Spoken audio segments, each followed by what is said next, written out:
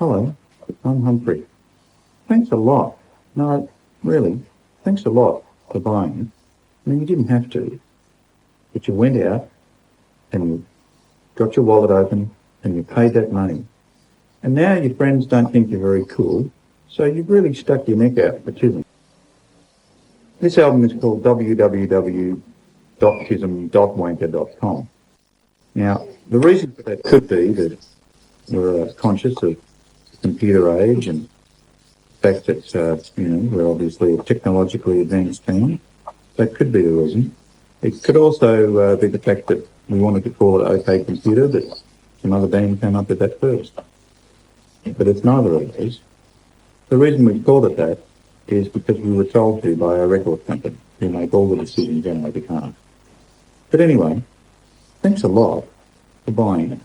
I'm sure you've got one of those fucking 56k modems, having your fucking wanker sitting there with your dick in your hand with your fucking 56k modem, thinking that's better than your other. You go to those computer swap meets, don't you, where the fucking onions in the air and they're all buying hot dogs up the back and they're all stinking, there ain't no girl. If a fucking girl worked into your life, mate, you'd be checking her out for a Pentium chip in the back, wouldn't you? Because you've never met one before. That's what you think fucking software is. It's software for you is what a girl fucking wears in her bra, because that's the only... So I'd like to talk about the opening track on www.tism.wanker.com.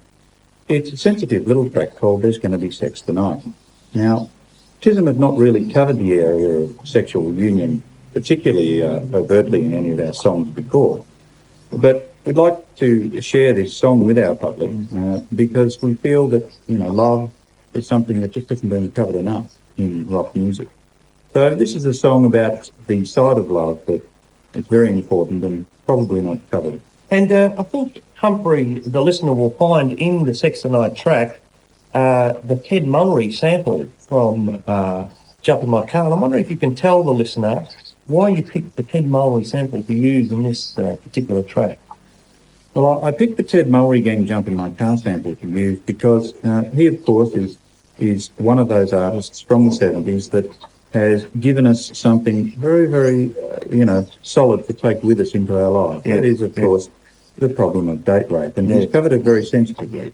And, along with other great songs like Love and Other Bruises by Air Supply, I think he's explored the topic in a manner that looks at both sides of the coin. Yeah. The way he juxtaposes the male and female voice in the song is a very postmodernist attempt to look at how there are indeed a lot of problems in the way people are educated. And it's education that's at the core. I think that's what Ted's calling for in Jump in My Car, isn't it?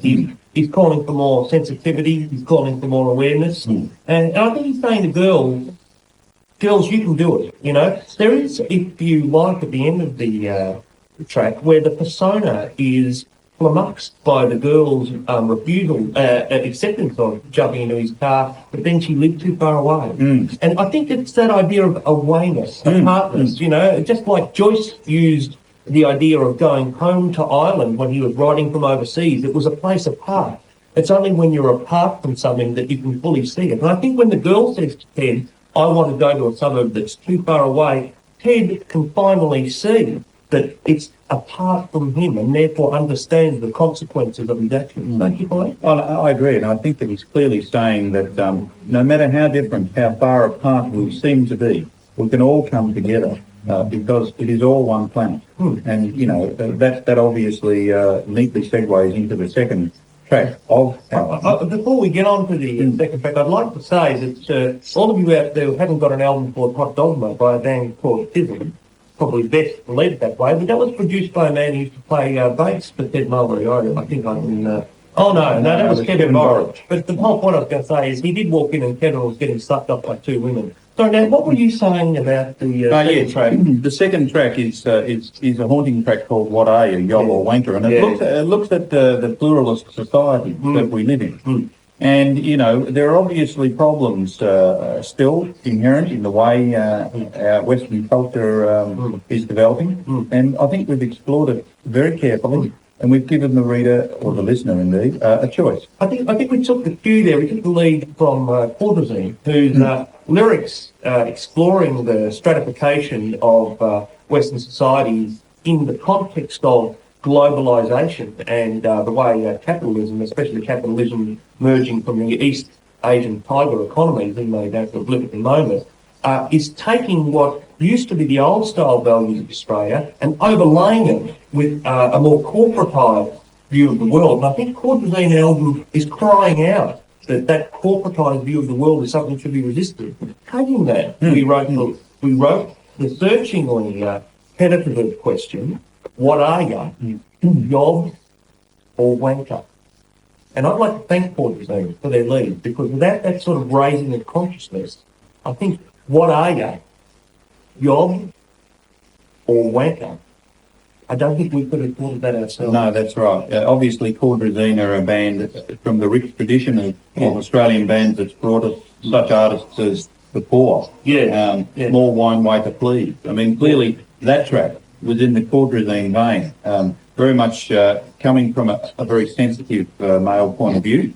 More Wine, Waiter, Please. I mean, if it had been written in the 70s, it probably would have been more about beer. Yeah. But, a man finding the male is finding it difficult to find his true place in society. Is he a more feminine persona than he was led to believe when brought up? I think they've got that problem in the males too, polarity between feminine and masculine. Now, Humphrey, the third track on our album. The third track is called Thunderbirds Are Coming Out. Yes. And is, basically a thinly veiled attempt for us to jump on the back of a kitschy 60s puppet show, and really has no merit whatsoever. So let us go on to the fourth track. We'll go on to the fourth track. The fourth track, of course, is Being Caught Wanking. Yes. Now, this track, Being Caught Wanking, we could dedicate to various Australian rock groups that we've played with, but I think it's more deeply, in fact, autobiographical in the sense of, a Hardy's autobiographical use of growing up in Wessex, in the south of England there. Being Caught Wanking is TISM reaching out to our audience and saying, this is who we are, this is where we come from, we've been caught wanking. And I think if you there sitting at your computer looking at this and playing in your CD-ROM can somehow empathise with the whole idea of being caught wanking, because it's not just the literal act of masturbation, I think, Humphrey, that we're talking about here. No.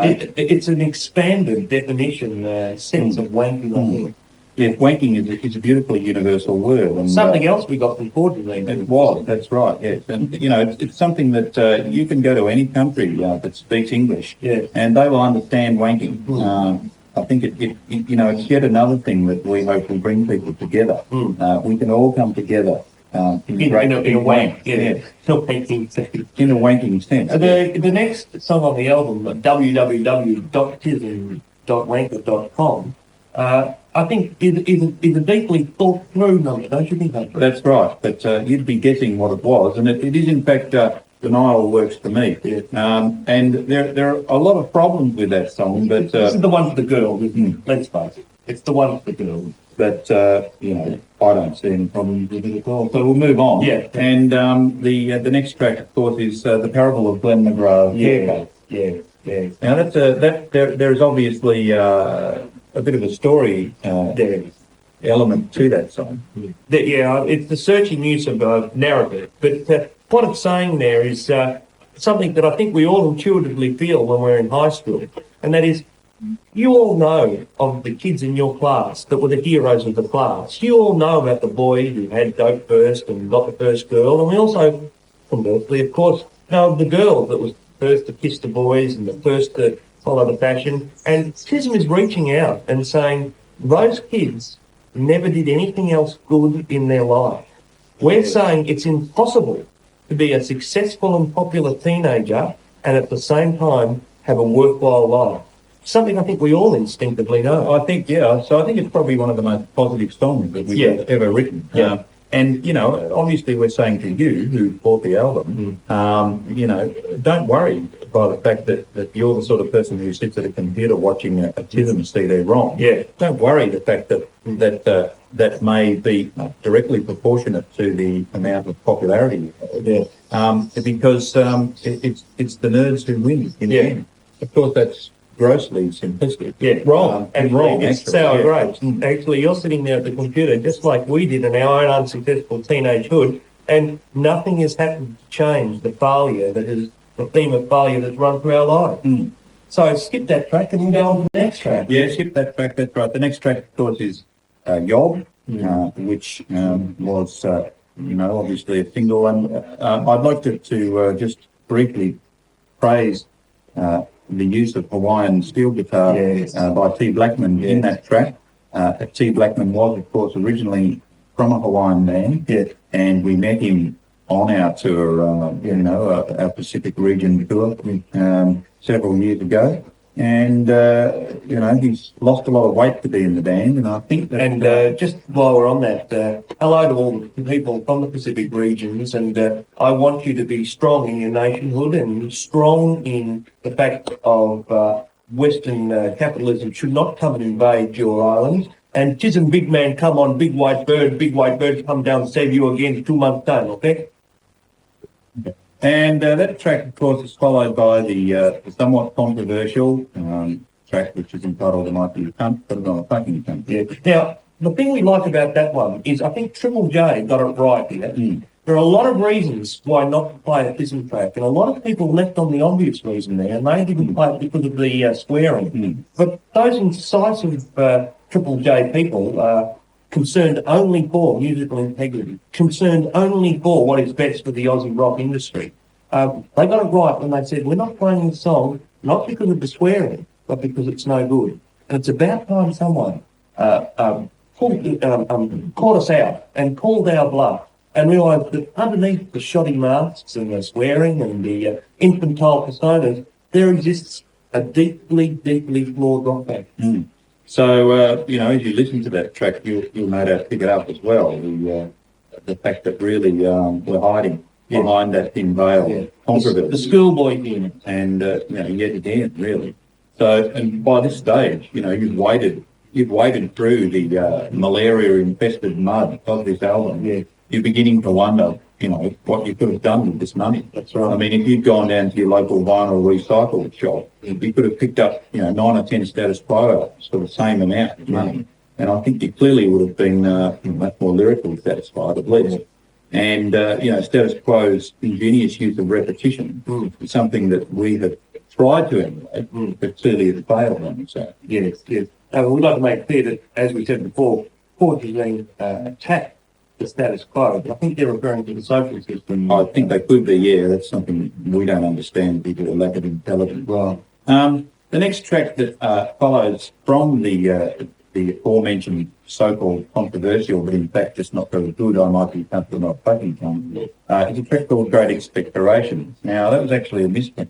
It should have been called Great Expectations. yes. And it was a haunting tale of the rise of a young boy. Yes, that's right. And it was originally produced in novel form. Yes. By Forgeline in 1862. Forgeline released Great Expectations just I think prior to Dombey and Son, and it was the start of their more deeply felt albums, where they expanded from the comic satire of the Victorian music hall and became more complex and more at one with their art by expanding the album and using lead motifs like the slums of London, not just as a base of social consciousness, but as a symbol for the inner slums of Victorian England. And, thank you, Forgeline. Thank you again for opening that rich avenue of symbolism to us all. Due to a shockingly apathetic typographical error by somebody at Shock Records. Yes. Hello to David Williams, and hope the battle with heroin addiction is going well. I've heard it is actually, although his appearance in court, on the child prostitution scandal, I think it's still causing a great deal of stress. Yes. He was greatly exploited, I think, there. He was, yeah. I think, because that child really ripped him off, $20 for a hand job, and David did it, Take David a while with a hand job too. David, you should be paid for the minute for the hand job, mate. You'd make millions. Following Great Expectations on the new album, www.tism.org, what it's called, because you've got it. But we don't need go with the branding. Needn't go with the branding, no. Is a haunting track called Hard and Thirst Need a Big Cold Beer, I Drink Get Pissed. Yes. Now, this, of course, is our song about the teenage experience and about how difficult it is to assert one's own sense of self. Yeah. harsh and slowly cooling universe. Yeah. It's also about getting pissed and telling everyone that you got laid when in fact you didn't. Yeah. Yeah, it's the world of the stink finger, isn't it? It's the world of the ouzo and coke. It's the world of the first fumble at a party and Dry roofing and all that. yes, and when you first stand around as a teenager and your parents aren't home, you go to the party and you're drinking that beer, let's face it, it's not any good, is it? No. It's very much like the first smoke, the first beer, the first sexual experience. Certainly for me, the sexual aspect has continued being not very good right into my adulthood, you know. It's like when some person tells you that TISM are a good band, and Yeah. you foolishly go along with that belief and find out the truth later on. There are certain rites of passage I find as a teenager, and those rites involve lying about your first experience with dope, lying about your first experience with the opposite sex. And I want to say to teenagers out there, continue to lie because it was passed down to you by your mother and father, and I think you should pass it on too. Let's face it, waking up at 11 the next day with a hangover and you've wrecked your dad's CBD collection and you'll never really want to drink Southern Comfort and Coke again. That's part of the experience of realising the deep inner fragility of life. And I think, I'd like to say to all teenagers out there that the next time you're attending a festival type show, a big day out scenario, make sure you've got an unhappy look on your face. Yeah. Because it is a very unhappy world that we live in.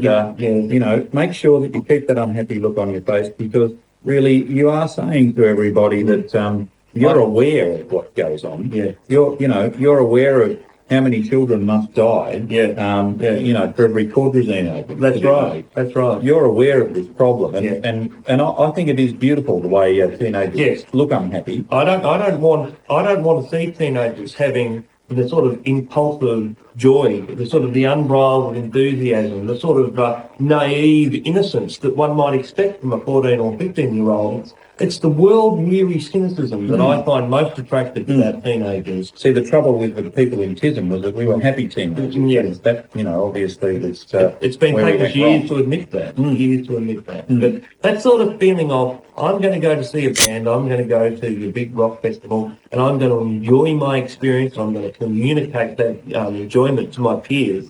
It really is not on. It really is not on. And I think that song is saying to people, continue to lie, continue the facade, and, deep down in that innermost soul, there exists a happy person, but deny that happiness. That's what we're saying to you kids. You can do it. Be positive. Don't let anyone tell you that you can't be a miserable, sneering, snarling, selfish prick. We move on to the final track, the men's room. Yes, the men's room, of course, is something of an entendre, a double entendre, or certainly something of a bidet. A bidet, perhaps, yes, and it features heavily something of an hors d'oeuvre, indeed, and a water closet in your career, I think. Something of a Faubourg Saint-Germain. And features heavily the use of 12-string Rickenbacker, again by T. Blackman, or a Cathedral of Orleans. Yeah, that's right. Yes. And or a Bay of Biscay. And so, I think you need to sit back and probably, pour yourself a Mitterrand glass of French champagne and enjoy this track because it is a moment of Murray. Chill out, I guess. Murray. Why did they name that French champagne out of the eastern district of Victoria? Down there, Murray. If you'd been there, I think you'd understand that. Obviously, you're driving along there and you come to Moe and suddenly it's all class, down Moe. So I'll have a Moe, and it's. I wonder what the people in Paris all there drinking Moe. If they understand it, it's down there and the. Of course, they don't drink Moe in Moe. No, they drink these lesser inferior quality Paris champagne, but in Moe, it makes me feel proud to be Australian, doesn't it? that the Moe brand of champagne has gone right around the world. Same, I think, also with the fact that a lot of retail outlets have sailed. And of course, Sale is right near Moe. Well, exactly, that's right. It's a pumping district, the Eastern District. It is a pumping district, yes. I can't think of anything for Lake Entrance, though. No. So we'll move on. And the men's club, no, not the men's club, the men's room. Moe Billy Card. I've drunk the Moe Billy Card champagne, and I was just wondering if was that made in a billy cart? Yeah. Is that why it's called that? Well, I would assume. I think that the Moe winemakers are very jealous, of course, of the name. It's no longer, you can't just go on anyone and say, I'm from Moe anymore. I think, if you really want an experience, you should try billy carting in Moe. Yeah. Just make sure you don't end up in the lake. Yeah. I'm sure that down the Farburg Saint-Germain, there's a lot of billy carting goes on there. Absolutely. The banks of the Seine, there's a lot of your Moe billy carting experience there. And so the men's room is, it's really the Moe Chandon album. It's the final coup de grace. And it certainly would be due for all rock people. The mise en scène of the men's room. It comes into the album like a two-ass machinard, does it not? Indeed. And so I think that when the men's room comes on, my recommendation for you is to get a large hammer and hit yourself on the head several times. This will produce gradual coma, and that I think is the best state to be in when listening to this track. Then you won't notice that there's a second disc underneath the main disc, Which is mainly correct. Oh. Brilliant.